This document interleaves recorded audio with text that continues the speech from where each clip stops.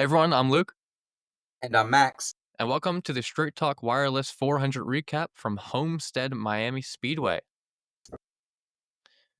All right, so let's get right into the qualifying, obviously. Um, Alex Bowman with his first pole of the season, and Josh Berry in second. He's been qualifying fantastic this season. And, it's really showing in the Las Vegas race last week that we covered where he won. Just obviously a strong start for him, and Alex Bowman, not really a surprise up there in the pole. Yeah, it's great to see Barry up there after winning Vegas previously the week before, and Bowman. He's always strong at Vegas, and he always kind of struggles to remain strong after leaving Vegas, where it almost seems like he spends kind of all his strength there, right at his track that he's great at there with Vegas. But we see him up on the pole, which is really nice to see. Barry. Uh, Up there, which I mentioned, and you kind of follow the Ford idea. The Fords were fast, at Homestead. You got Gregson in third, Blaney in sixth, Cindric eighth, Busher 10th, I'm sorry, 11th, Logano 12th. So, it's great to see the Fords up there.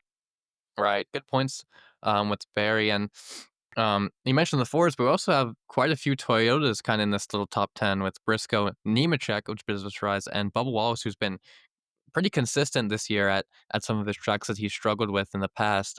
Ty Gibbs in 13th and Bell in 16th. So we've got a good mix of drivers up here with Chevys and Fords, Toyotas too. It's not really just one manufacturer dominating the qualifying leaderboard. Yeah, it's great to see. I actually, I wanted to make a point, kind of all three of these drivers, starting with Briscoe. He's coming in, he's filling huge shoes. Coming in for Martin Truex Jr. You'd love to see him starting fourth here. He's putting up good qualifying laps.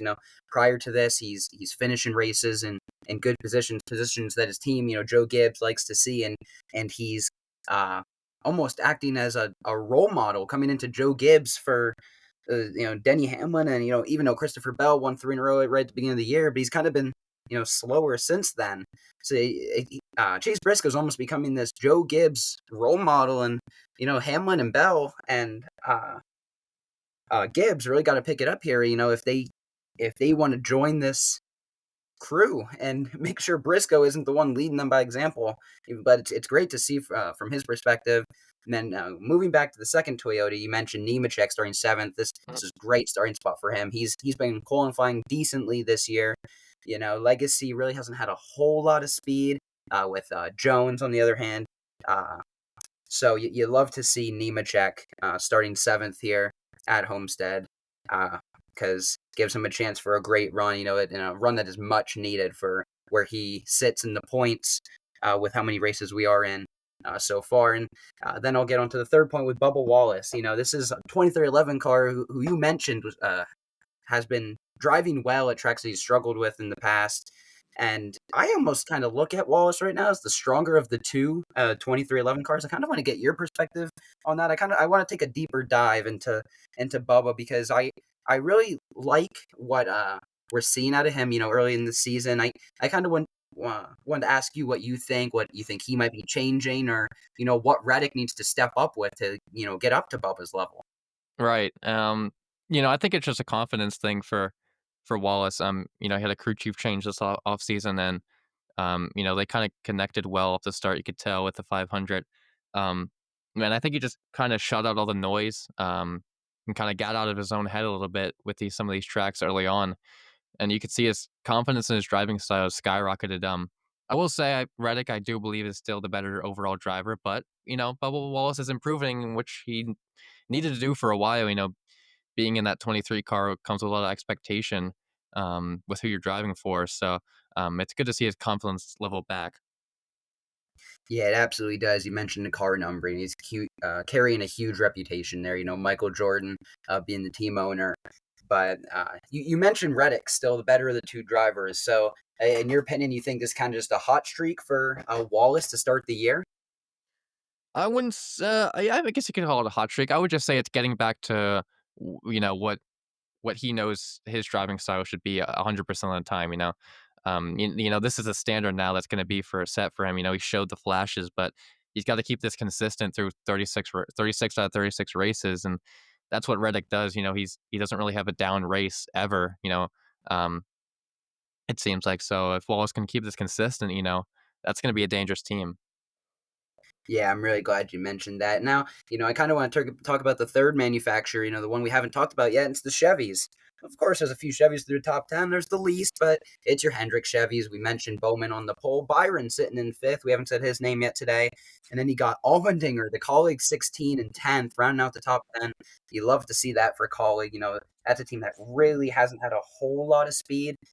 So it's really great to see them clean up a good lap, especially at a place other than a road course, where AJ seems to shine and always manages to put himself in that top 10 range. So it's really awesome to see that team up there. And I'll go on to mention we got Larson 14th, Hocevar, who's had his strong few races in controversy, in 15th, and Elliott, the final Hendrick Chevy, in 18th. Yeah, I'm interested to hear your point on this. I just really haven't seen too consistent of qualifying efforts from some of these Chevys, particularly like the Hendrick. Obviously Bowman's on the pole, and Byron, obviously he's consistent. Kind of blocking him out of this conversation. But I feel like Larson, Elliott, and Bowman sometimes really just are really inconsistent with their qualifying efforts, but during the race they show their speed. So I'm interested to hear your point on this as well. Yeah, all four of these drivers, they always bring the speed, during the race. It's not always there for qualifying or even practice, which you seem to see. It's not only them. You see this to be happening with Toyotas. You see it a lot. Like I know it's a super speedway where it's not as much on a line, but your Toyotas are always in the back. And where do they end the race? Not in the back. So I don't exactly think that qualifying is really huge. What I think qualifying is especially this year, now that we're really getting the feel for the next gen, the Gen 7 car, and it kind of makes me think that you have teams that are setting up their cars for qualifying and then not able to adjust them within the rules for race day, where then you have teams that are saying, you know what, let's not worry about that one lap in qualifying. We'll start a little further back and we'll bring the speed for the longer runs on Sunday. So I don't see the lack of speed for these Hendrick Chevys or even other Chevys starting in the back and running poor qualifying laps. I don't see it as much of a problem moving forward this year, and I think you'll continue to see good speed out of these guys. They're talented drivers, and they know what they got to do if their cars put together right by their team.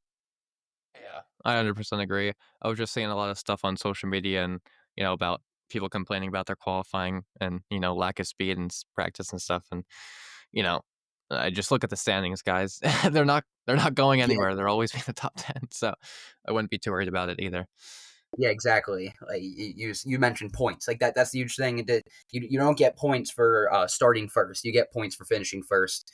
So I think that's the way of looking at it, I should say. But some people I think don't really see that and will say, well, if you don't have the speed in qualifying, you're not going to have the speed in the race. And I don't see that as the way it is. And I think the I think Hendrick Motorsports and some of the other Chevy teams, I think they see it that way as well. Right. Well, that's pretty much all I have for qualifying. If you want to add any little extra points, you can. Yeah, nope, I'm all good. I kind of got my points in, and I'll let you get into the race. All right. Let's kick this off. I haven't done one of these podcasts in a little bit. Sorry, I've been a little inconsistent with the upload um, kind of schedule, but we're getting back into it here. So a little rusty, but start of the race, we had obviously Bowman and Barry, like we mentioned, on the front row start off the race, and quickly we would see that 12 car of Ryan Blaney show his presence. Um, Obviously, he is known to be a threat here with the playoff race last year. Coming in second, um, drove speed all day in that race, so you knew he was going to be a problem. But obviously, Bowman would lead majority of these first few laps. Um, and Josh Berry would kind of keep his consistency and stay up there. A lot of people, um, think that kind of Wood Brothers car, he can qualify well, but, can he stay up there with the top guys and run? Well, the answer is 100% yes. He stays up there with these, five-star teams and Penske and Hendrick and Gibbs and, he really just battles. So it's good to see him, being super strong in these first part of the races. Yeah, you mentioned Josh Berry, and coming off the win. I think I've said this like two or three times already, but that win is huge for Wood Brothers. they're kind of hard to come by for that team, and especially with not being that 5-star team, that 5-star engine. It's really great to see. That means that team is really firing on all cylinders. Managing to stay up front. But I'll continue from here, and we'll manage to see the green flag pit cycle start, where Byron, Cindric, Logano, McDowell, Chastain, and Custer are the first to come to pit road. Right. And I just want to make a little point before, um, obviously that Alex Bowman had the pole, but Ryan Blaney passed him on lap 9, and by lap 20 had extended his lead to 3 seconds, which is that's intimidating. But yeah, I'll let you get your point across on the green flag stops. Right. So you'll then see Blaney, Bowman, AJ, Wallace, Suarez, Bush. They all pit, which brings Josh Berry into the lead. He's kind of been the man of the podcast so far after last week. But then he will eventually relinquish the lead, coming in with Riley Herbst, John Hunter Nemechek as well, and Zane Smith will end up being in the car to stay out, along with Eric Jones, who will pit a lap later. Yep, and as you mentioned, a lot of the drivers were trying to coming in pretty early for a green flag pit stop. Um, kind of starting on the mid 30s in laps. And you see some kind of guys stay out. Larson and Zane Smith were both guys that went kind of late, kind of waiting for that caution to maybe come out, and then they wouldn't lose as many spots. But then eventually they would have had to come in because they just couldn't run any more consistently strong laps. Um, but obviously, after those kind of green flag pit stops cycled out, we got back to Ryan Blaney leading with all of the same drivers there behind him. But he did have a commanding lead with his pit stop. Obviously, if you're pitting in the lead at Homestead, you're going to have a lot of advantages if you get out of pit road on first, with the kind of layout of the track. So he would have a commanding lead over Alex Bowman after this pit cycle cycled through.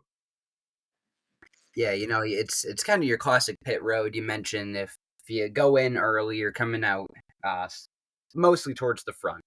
Unless you kind of have a squirrely stop, but with the classic pit road, you mentioned Blaney cycles to the lead, which will allow him to get back up to pace, and he will hit a new lap record for the season. He has now led 30 in this Homestead race, where he has topped his 23, which he has led in the previous 5 to start the season combined. So it's great to see him out there, and he will continue to press down that throttle, extending to almost 8 to 10 seconds over Bowman, who was sitting in second. Right, and you mentioned he had a little bit of milestone there. Good to see him. You know, he's obviously not not worried about abusing his car and just running like hell. He's just going till the wheels fall off the thing. It almost seemed like watching the race. And then obviously we'd have the first caution of the day come out at lap 69, and kind of you saw Chris Bell had to let just a self spin out of the front stretch and him collect the wall. Um, Kind of looked like an interesting wreck to me, and it happened out of complete nowhere. Everyone cycled through their pit stops and got back in order, and then boom, the caution wave for Chris Bell. It was really interesting. Yeah, I'm not really sure about this one. I don't have any radio for this one, or any extra info, but I don't exactly assume this to be driver error. I'm going to say there was probably something wrong with the car, maybe a loose wheel after his stop. Even though we're looking at a good 20-25 laps after, he could have had a heavy vibration due to a loose wheel, and could have kind of just brought the car around. But I don't see this being on Chris at all. This was probably an issue with the car, but after just light contact spin down the front straightaway, you'll see this car will have no damage and will be able to continue his day. Right. Yeah, it was real. I have no information on it really either. It just kind of seemed like a little mechanical error or something got caught. The walls kind of jump out at you at Homestead when you're running right that close to the wall, so it could have really been anything. Um, but obviously, everyone would come down pit road, or most drivers would. Some would take a two tire strategy instead of the four. Um, but Ryan Blaney would still emerge as the leader with that front pit box, or with those top 3 pit boxes. Um, and he would restart with Alex Bowman on his outside.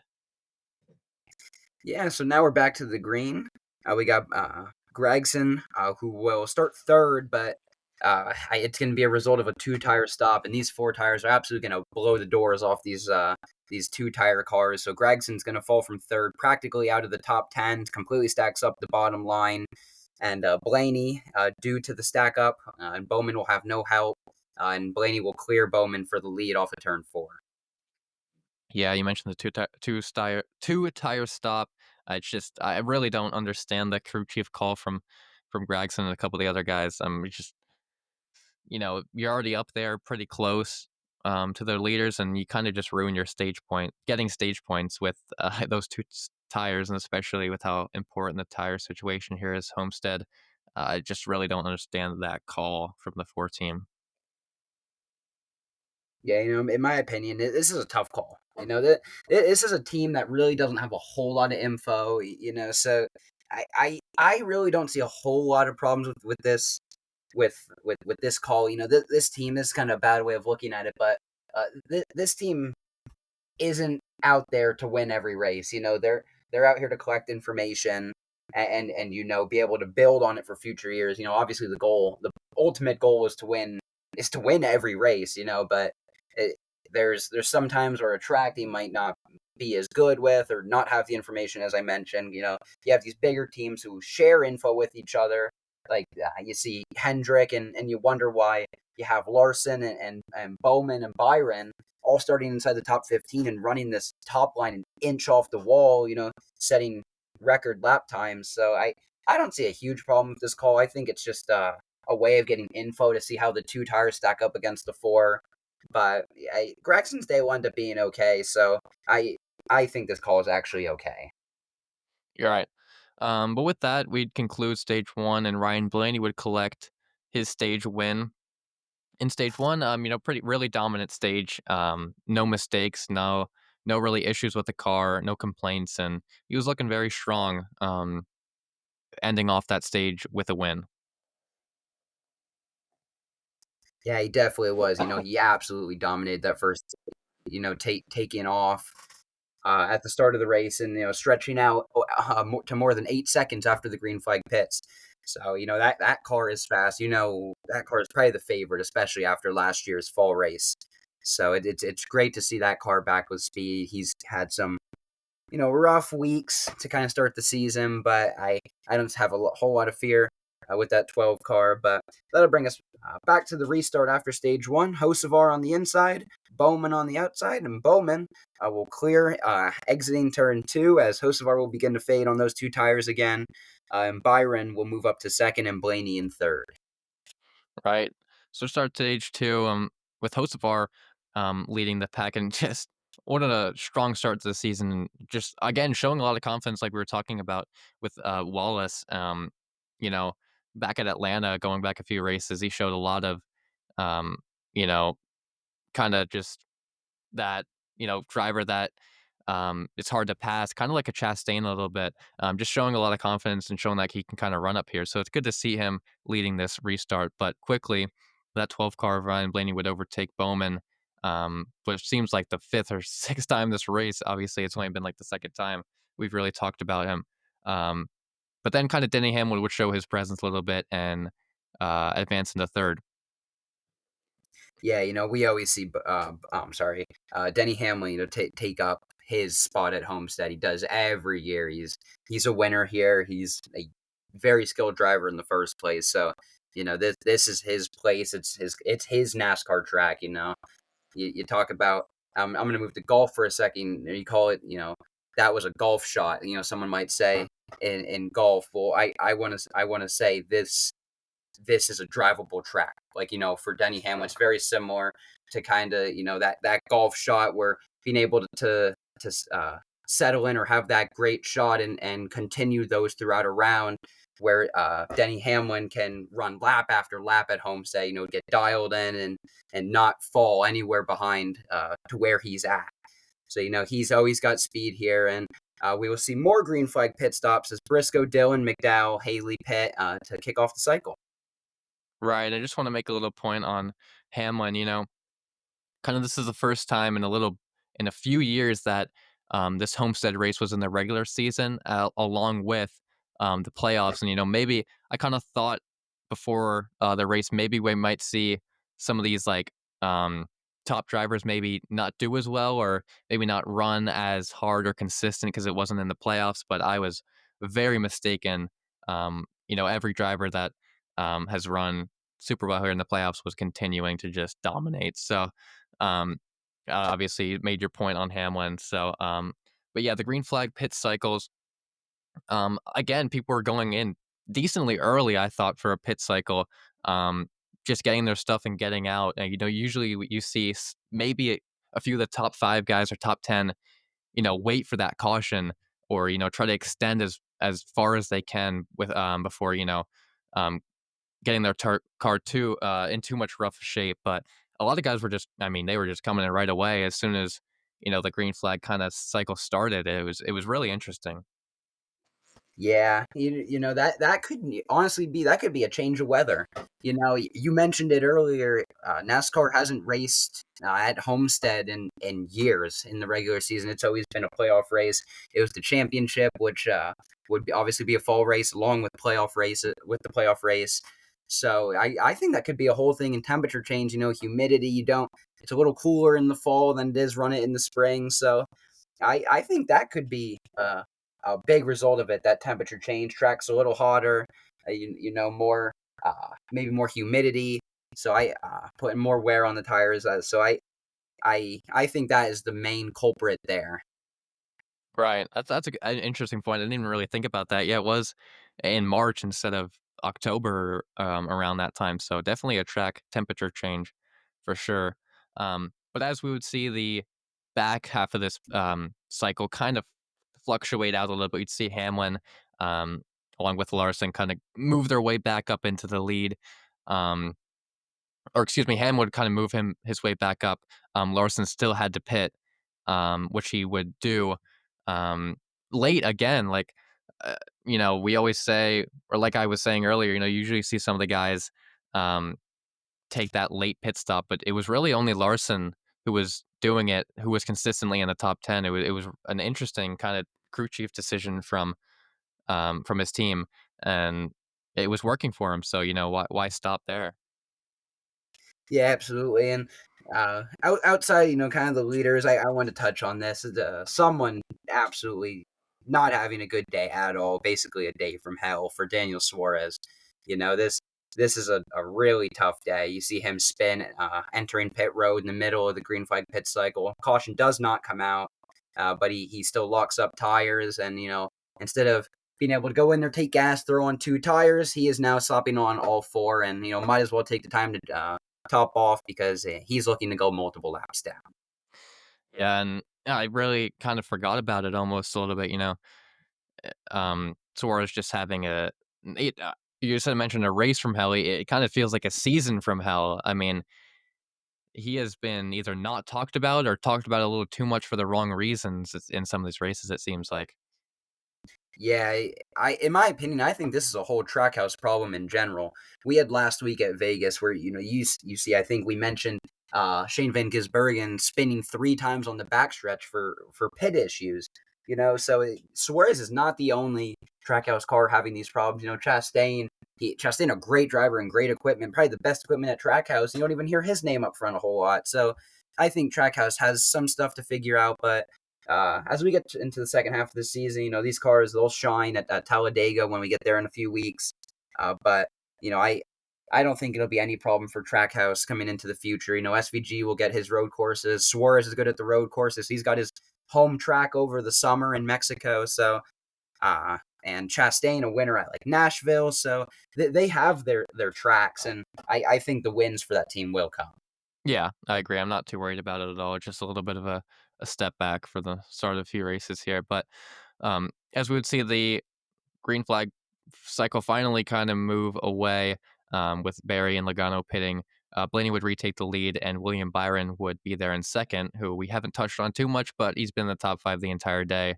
And he would actually contend Blaney, like the only driver that could really stay with him. He would close his lead within under half a second to battle him. Um, and then obviously Hamlin would cycle back into third, just climbing the ranks, just grinding. running as close to the wall as you can get, and Kyle Larson just following, basically just following him behind him, just following his every move. So those just watch out for those two guys further down the race. Yeah, absolutely. And you mentioned Larson and Hamlin, and we will see them close to Blaney and Byron within a whole second. So you got four leaders that you can practically throw a blanket over, and it'll get real interesting as you'll see them come up on lap traffic. But as we see them come up on lap traffic, Hamlin will work his way to the lead past Byron and Blaney, where Larson will then battle Blaney for second. He's fading towards the end of the stage, and Blaney will fall back to fourth, but not give up. And then we'll see Larson and Hamlin bring stage two to an end, where Hamlin will just get to the inside of Larson, or I'm sorry, outside of Larson, out of turn four with that huge run, running that outside line, that Larson line we call it, even though he's getting beat by his own line. And we'll see Denny Hamlin take the 10 stage points at the end of stage two. Yeah, and obviously you mentioned Hamlin and Larson pitting late. Well, it definitely worked out for them as they were right up there battling for the lead of the stage and for the win. So it kind of seems like these guys were kind of using each other a little bit for strategy and kind of where to go. But super strong stage for these two. Yeah, it definitely is. And following the stage end, we will end up with some more pitting during the stage end. We'll see Larson off first, Denny Hamlin, William Byron, Blaney will fall from third to ninth after pit road accident with Elliott and Briscoe. They get stuck three wide on pit road. And Chase Elliott, this is interesting to me. Really, really interesting. He will get penalized and black flagged by NASCAR for entering pit road double file. I want to get your opinion on this. Um, I can't remember if he entered if he went double wide before the commit line. I think he did, He did. He did. but I mean, I don't a black flag. Um, I don't even. I'd love to see the rule. I'd love to see the rule book first of all, if that's just anywhere or if it's just buried in like the Mariana Trench or something. Just no one knows what the rules are. And over his radio, you kind of heard his frustration. I would be really pissed off. I mean, it kind of seemed like a accordion checkup, and he was either okay, a smash in front of the guy and ruin my front nose, or go double wide. I mean, it just seems like Yeah, NASCAR doesn't go ahead. just doesn't care about his situation. It's like, okay, well, you broke the rules, so we're just gonna be the maximum penalty. And it's like, okay, I mean, how do you even? I don't even know what to say. Like, it's just just stupid. Yeah, It's just I've kind of over had time dramatic. to let this marinate in my brain a little bit, and I've been thinking about it, and I think this penalty is ridiculous by NASCAR. And in all honesty, kind of how you feel, but maybe a little more of an aggressive opinion on this. He's getting out of the way to not total a race car. These race cars are not cheap. And you might say, oh, he's racing for Hendrick Motorsports. They got money. They can build him a new car. But yeah, your goal is to not have to do that every week. It's to be able to use most of your parts from the previous week and to not have to spend that extra money so that you can pay your team more and have a better team overall. But I guess some people don't see it that way. And I compare this to a situation on a road. Say you're coming up to a stoplight, right? And it light turns red out of nowhere because there's an ambulance coming the other way or whatever, and the person in front of you slams on your brakes. You slam on your brakes and you have a tractor trailer behind you and you see he's not slowing down. What do? So you don't get hit, you typically get out of the way. You go off onto the shoulder or whatever. And that is exactly what Chase Elliott did in this situation. And it's to avoid not getting clobbered from behind, rear-ending the guy in front of him.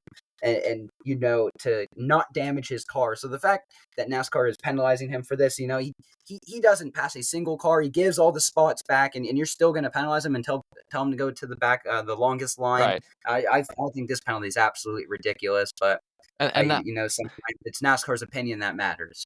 and that's the thing. I would get it if he moved out of line and just went and passed everyone and then gained like 10 spots off the race for pit road.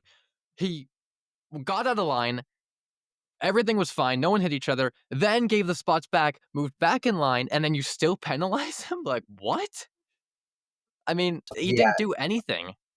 Like, it reminds me of the situation in Indy where he like touched his tire on the white line exiting pit road and they penalized him. and they said he was on the racing surface. Like, it is like so.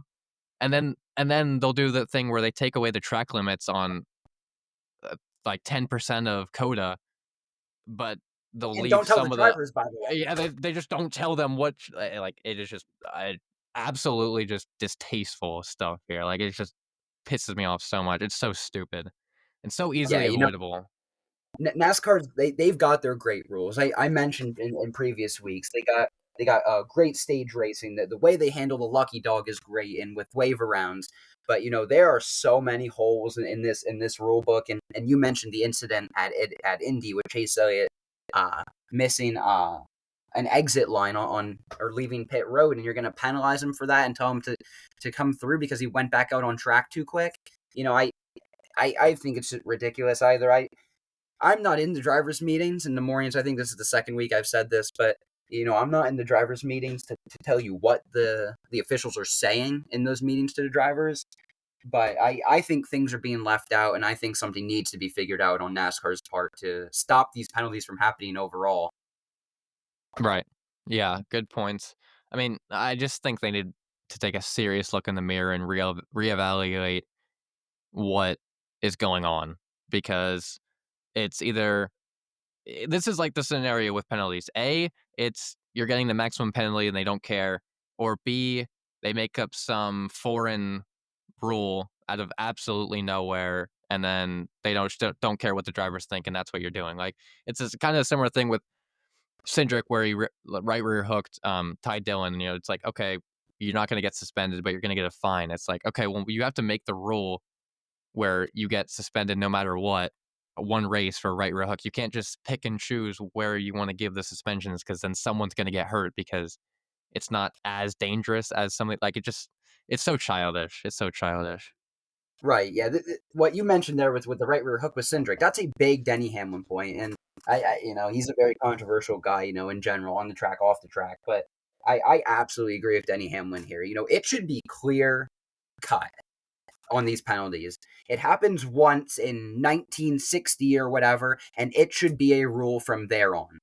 Right. It should not be by NASCAR's discretion. They they may think they're the judge, jury, and executioner here. The governor, the governing body of NASCAR, which they absolutely are. But sometimes I feel like they're going outside the rule book, and Hmm. not to say they're making up rules, but going by their own discretion. And I just think that brings a lot of bias into the conversation Right. then, and Right. I I just don't think it's a great way of looking at it. I agree with Hamlin's point. It should be clear cut. A penalty is a penalty, and the penalties should not change. Exactly. And it brings me kind of back to the Martinsville race last year in the playoffs.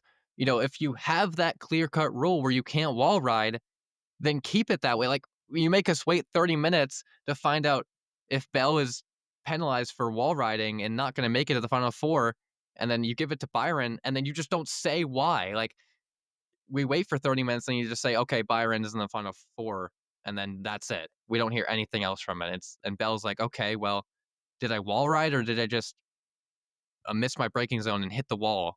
Like, I mean, you just don't like know what's going on, and it's just so stupid. Like that is so for that important of a position, that important of the transfer spot. Like you can't just you know not give any information on why he was not given that go ahead and that spot to transfer through. It's just the rules just are not there. They're just not even there. Yeah, the main point being, there's holes in the NASCAR rule book, and I've said this over and over. I have faith in NASCAR to fix these rules, but week in and week out, I feel like they continue to almost prove me wrong, and I hope it eventually stops. But we can only hope for the best from here out. We don't really have a say in what NASCAR thinks. Drivers don't, the teams don't. So, NASCAR is NASCAR, and NASCAR is going to be NASCAR for years to come. So we can only hope they continue to, or that they continue to reevaluate their decisions. Make the right decision moving forward. All right, geez, I don't even know where we're at here. With the race moving forward, About lap 170. yeah. So we finished stage two. Obviously, that whole pit stop situation happened, but Kyle Larson would take the lead with Hamlin on his inside and Bubba Wallace, kind of right behind him there, so making his kind of top 5 presence. He's been in the top 10 the entire day, um, and he would actually challenge, Kyle Larson very heavily for this, top position. Yeah, you're absolutely right. Bless you, I think. Thank you. Yes, we're that was we're sneeze. coming up on about 185 here. We're driving well into stage three now, and we'll see Blaney get by Hamlin for third. Larson is going to close on Wallace. He's coming too, and Blaney is roughly point 0.6 behind third. So, excuse me. We'll see Larson continue to work his way up as the laps tick off, and we will see kaboom! Ryan Blaney blows up in in a puff of smoke, and this is just a continuing problem for Penske. Over and over. I'll let you give your opinion on this because with you being a Ryan Blaney fan, this has got to be starting to get old. Yeah, I mean, it's really tough to continue to watch these races as a fan and just stuff like this happen. I mean, off of turn 4 and just floodgates open of smoke. I don't really have too much of a thought process other than he was running his stuff, just pedal to the floor. I mean, you saw he gained like a 3-second lead over Byron in the first stage. I don't know if that was the reason for this overheating mechanical issue, engine exploding, whatever it was. But that could be a problem. Obviously Blaine is a super aggressive driver. He gets heated a lot with situations, and this is kind of one where I think it's kind of on him a little bit, not really on Penske. I kind of just feel like he was racing like so aggressive, and there was no one around him, really. And when there was people around him, he was racing even more aggressive. I just feel like this is kind of a little bit on him, honestly. If I had, because I had a lot of time to reflect on this. Yeah, I'm gonna agree with you. I think this is kind of unnecessary on Blaney's part. I've looked at it as well, and you see, well, are other Penske engines exploding? And the answer is no. Hmm. It starts by putting Penske in question with their engines. Uh, their engines, and you got to look at Blaney. Super aggressive, you mentioned, and with the pedal to the floor, he's just going to tear up that engine. They have great durability, but when you're running it this long for 2.5 3 hours at this point, halfway through stage three, this thing it's gonna let go, and it's gonna blow up. So I've got nothing more there unless you do, but Yeah, I don't really. it's just an absolute mistake by Blaney, in my opinion. Yeah, just last point, and sometimes people forget these are actual cars, like stock cars. They're not some foreign car that doesn't overheat that can run 200 miles an hour for 4 hours. They have an engine, they have a transmission, alternator, all these things. They can overheat, and with the way he was running, it was inevitable. Really looking back on it. Yeah, and I kind of also want to mention this. This is three straight DNFs for Ryan Blaney. It's the first time in his Cup career that you'll see him DNF 3 times in a row, and this has just got to be absolute adding up frustration for Blaney. His engine after it lets go here at Homestead, we actually don't see a whole lot of frustration out of him. We kind of hear him chuckle almost and say, ha, and we're blowing up again. Yeah, and he mentions, he goes, "We got a great car. We had a chance to win this race." And I almost think he knows that he's screwed up, which is why there wasn't a whole lot of frustration on his part. Because I think if he thought that was Penske's fault with the engine and everything, I think there would have been a little more frustration and kind of that. Well, what are we doing, guys? This is another engine, an expired engine that we're putting in one of our race cars that has the capability to win the race. So I think he knows it's on him, and he'll move on. And I think he'll uh, lock back in and have a strong middle of the season. Yeah, I mean, just got to take some positives and move on. Really, that's pretty much it. But obviously, he would DNF. No, you're not coming back from a blown engine. If you guys and listening had any questions, you just it's not possible. Um, but obviously, everyone would come in, lead lap cars would pit, guys would take the free pass. Kyle Busch received that free pass under caution. Guys would take the wave round who were a lap down. Um, and then Larson and Hamlin would obviously be the new leaders going into pit road. But Bubba Wallace would uh, make his presence even more known with taking the lead at the start of the restart for lap 217. Yeah, and you love to see this. We mentioned Wallace at the beginning of the race. He super strong start to the season. Starts up front at Homestead, and well, you might think, oh, he had a good qualifying lap. He's going to fade in the race. Well, no, great qualifying lap, and well, look, he's still here on four tires. So you love to see this for Wallace, and he's gonna have a good restart. He's gonna be able to hang up there. Yeah. Um, and you were hang up there for quite a while, but we would see this Hamlin and Larson battle for a few laps, and in the turn four, it was so funny to watch. Hamlin just sent his car. He was just frustrated with Larson running his Larson line, as we like to call it, and he just sent it underneath him and made contact with Larson's bumper, saved it, but it was just, him trying to just kind of getting Larson off, try to get Larson out of his line and make a pass, and that was the only way I guess he could. It was kind of funny to watch. Yeah, this move's kind of funny to me. Because I'm going to use a word here. It's going to make you laugh, but this is almost that quote unquote hack move by Hamlin.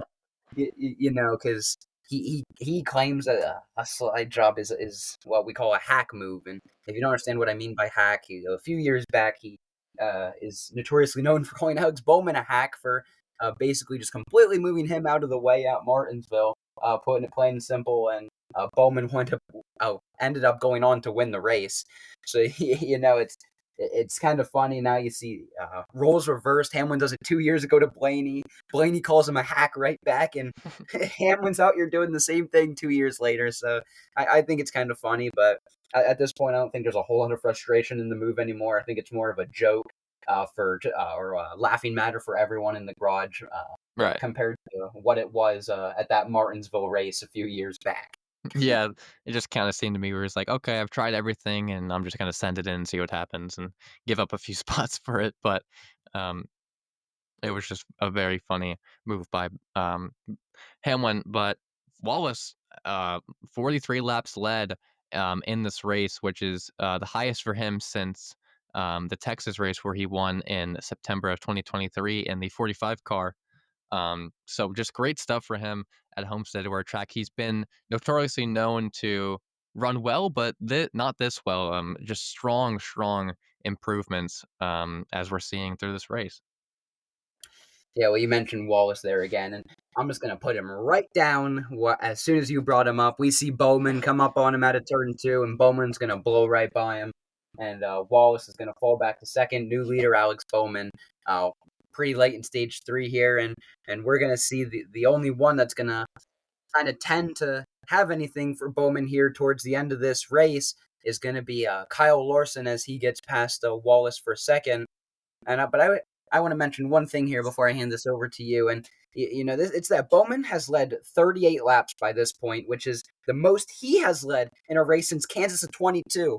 So you said Wallace, Texas of 23. How about put a year on that and change to 1.5? that's Bowman's record there, and uh, I wanted to just make that point clear that Bowman is really putting together a great race here in Miami, which he's not really known to do. Yeah, and just as you're bringing Bowman up, I'm just gonna bring him right back down. Um, but obviously, Bowman had Kyle Larson in his mirror, which if there's one driver I don't want in my mirror at this track, that is him. And you could just tell that Bowman was mirror driving and just even though his radio might have been silent, he knew that Larson was running and humming on that line, and he made a mistake. It's bound to happen in a time like this, made contact with the wall in 3 and 4, and Larson capitalized like he always does, and Larson, spoiled it, but Larson would go on to win the Straight Talk Wilders 400, a second over Alex Bowman, and Bubba Wallace in third, Briscoe in fourth, Briscoe in fourth, Hamlin in fifth, but just heartbreaking for Bowman. He was running so well all day, and qualified on the lead and just could not bring it home. Yeah, and I'm gonna probably make you laugh again here, but I think Larson, this is full intimidator on Bowman here. Hmm. He kind of scared him into a mistake, and I'll give you one guess of what situation this reminds you of. Basically, a guy gets to your bumper. Well, maybe not to your bumper, and you see him in your mirror, and basically scares you into making a mistake yourself. Oh, the one I'm thinking of is Harvick at um, Charlotte Roval with Elliott, but Oh, you nailed it! You nailed it. yeah, that one always comes to That's my mind. exactly wrong. Yeah, and I think that's a thing in NASCAR. Yeah. These guys are so in your head. It's an in your head sport, especially because the same guys that you're side by side with 1 week, you are with for 35 other weeks. So it's a long season, and rivalries build up, friendships build up. Bowman will be forced into a mistake, clips the wall, as you mentioned earlier, and will fall to Kyle Larson, which I don't think this will be the last time that we're going to see someone fall to Larson this year. He is just such a good driver, and once that five team gets going in the right direction, it's a hard team to slow down. Yeah, and Kyle Larson won. Maybe he really didn't deserve to win the most, but hey, it's not about who deserves; it's about who gets there first. But Wallace would have the fastest lap of the race, so that's uh, something to take away. And he got his top five there and a few stage points, Yeah, and led over 50 laps. So I mean, you really cannot complain. yeah. You mentioned Wallace with the fastest lap. That's a huge thing now. Every time, if you have the fastest lap of the race for every race this year, it's an extra 36 points. Hmm. That's almost a full race you have up on everyone. So, even though it's only 1 point, for the fastest lap, I think that's going to be a huge thing to see for the future. We see drivers in point standings separated by 1, 2, 3 points, and that fastest lap can make a difference. And this really highlights and kind of shows it to you that the fastest lap of the race isn't always to the car that you thought was the fastest. I feel like every time we were talking about Bubba Wallace today, it was him getting blown by on a green flag run, or his team gets him that track position off like out of the pits. But it doesn't really seem to matter what you think, as long as that car has got the speed in it. Right. And, mentioned speed, and, we didn't talk about Briscoe, like, really at all, except for kinda green flag cycles, but qualified 4th and finished in 4th, like, and got 41 points. He didn't lead a lap, didn't get too many stage points, but, I mean, it's not some of these drivers are quiet, but they're getting these finishes and points, and it's really just shows you gotta be in it for the long haul. Yeah, absolutely. You see, over the day, I'm gonna take your segment here, and I'm gonna go Go over ahead. some notable good days for drivers. But you see Busher go +5 from 11th to 6th, AJ 10th to 7th, +3 there for the Colleague team. You love to see that. Reddick up into 8th, he's moving forward. Priest and Justin Haley and Zane Smith with huge days, they all move forward. So those are just some notable days there. Austin Dillon playing together a solid Miami day with like he always manages to, with a 13th place finish. And Eric Jones, the first legacy car there in 15th. It's great to see him up there and showing that legacy speed. Right, and, um we only had 2 DNFs being Ryan Blaney, and then Hocevar had an alternator problem, which wasn't touched on too much, but he would DNF as well. And just looking at any last second points that I can make, but I think that is going to be it. Not too eventful of a Miami race, but, I didn't really expect it to be with it not being in the playoffs. Yeah, and I didn't really expect much of the race at all. That even this playoff race, it puts together a good race, a good show, but it's not really what you want to see necessarily for like a playoff race. Maybe it's not the most entertaining, it doesn't bring in all your viewers, but I actually kind of thought they brought the thunder, to this regular season race. And they put on a good show for the fans that showed out and were watching the race on TV. So I Right. would say great day for NASCAR overall. Right. It's one of those tracks where the dominant drivers of the sport really show out, and it makes it tough for other drivers to really compete. It's kind of one of those tracks. It's kind of like a Martinsville in a way, or Richmond in a sense like that. Yeah, it's your classic NASCAR track. It's what people like to see, but sometimes doesn't put on the most eventful race, and it's your classic NASCAR track. Right? Well, I wanted to lead us into the final segment as well. Even though we're a few weeks behind on this, and we already may know who. Well, we do know who wins the future race here, but I wanted to know who your pick was going into Martinsville the week after Homestead here. Who your pick was to win going into Martinsville? My pick was Byron, um, and oh, we already know what happened, but that was my pick. Yeah, it's a respectable pick, and all, and my pick being Bowman. Mhm. He had great speed in Vegas. He had great speed on this podcast here in Miami, and I mentioned it with the hack statement earlier. Can the Hack win at Martinsville? He's not a non-winner at Martinsville, so it would be nice to see that 48 redeem himself and find himself in victory lane in Martinsville. But who knows? You guys are gonna have to wait for the next podcast for that one. Mhm. Uh, but I don't have anything else. I don't know if you do. Nope, that is it. Just one little last thing. Obviously moving into the summer, we're gonna try to get these out at more of a weekly basis. We're both very busy with other things going on kind of during this spring season, but be on lookout for the next Martinsville podcast soon, hopefully soon. And hopefully everyone you enjoy the Talladega weekend coming up. And happy Easter to everyone that celebrates it. So yeah, that's all for me. Yep, and all from me as well. See you later, guys. See ya.